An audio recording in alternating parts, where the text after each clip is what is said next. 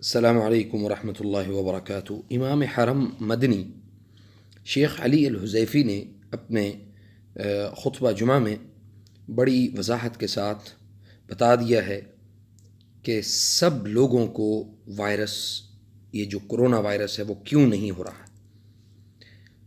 کہتے ہیں کہ اس مصیبت میں ایک حکمت یہ ہے کہ فریب زدہ لوگوں کے لیے واضح ہو جائے کہ رب العالمین اس کائنات کو چلا رہا ہے اور اس معاملے میں اس کا کوئی شریک نہیں۔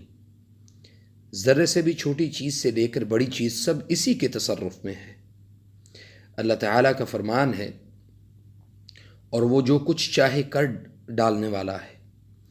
اور اگر یہ وائرس اللہ کے حکم کے تابع نہ ہوتا تو اپنی مرضی سے اللہ کے حکم اور ارادے اور تقدیر کے تابع نہ ہوتا تو اپنی مرضی سے منتقل ہوتا جاتا تو شاید سب لوگوں کو ہو جاتا اور بہت کثرت کے ساتھ لوگوں کو ہوتا، مگر یہ اللہ کے ارادے اور حکم کے تابع ہے۔ جسے چاہتا ہے اس سے نقصان دیتا ہے اور جسے چاہتا ہے بچا لیتا ہے۔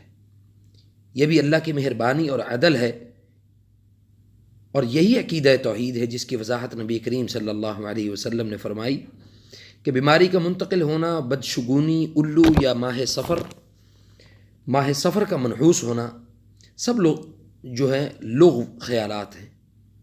اس حدیث کو حضرت ابو ہریرہ رضی اللہ عنہ نے بیان کیا ہے۔ اس حدیث میں بیماری منتقل ہونے کی نفی کی گئی ہے، اور اس سے مراد یہ ہے کہ بیماری خود منتقل نہیں ہوتی جب تک اللہ تعالیٰ اپنی قدرت سے اسے کسی شخص میں منتقل نہ کر دے۔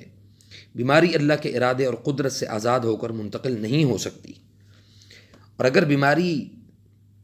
اگر اللہ بیماری کو منتقل کرنا نہ چاہے تو وہ کبھی بھی منتقل نہیں ہو سکتی۔ بیماری کے پاس، چاہے بیمار کے پاس ہی کیوں نہ رہا جائے، یہاں اس عقیدے کی نفی کی گئی ہے جو جاہلیت کے دور میں مشرکین کا تھا کہ بیماری از خود ہی اللہ کے حکم کے بغیر منتقل ہو جاتی ہے۔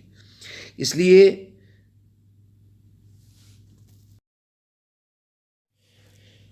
لیے آپ صلی اللہ علیہ وسلم نے فرمایا کہ پہلے کو بیماری کس نے لگائی؟ مسلمان کو شرعی اسباب پر عمل کرنے کا حکم ہے، مباح کے دائرے میں رہتے ہوئے تجربہ کرنے کی اجازت ہے، مگر یہ سب اللہ پر بھروسہ رکھنے کے بعد۔ رسول اللہ صلی اللہ علیہ وسلم نے فرمایا کہ کوڑ کی بیماری میں مبتلا شخص سے ایسے بھاگ جیسے تو شیر سے بھاگتا ہے۔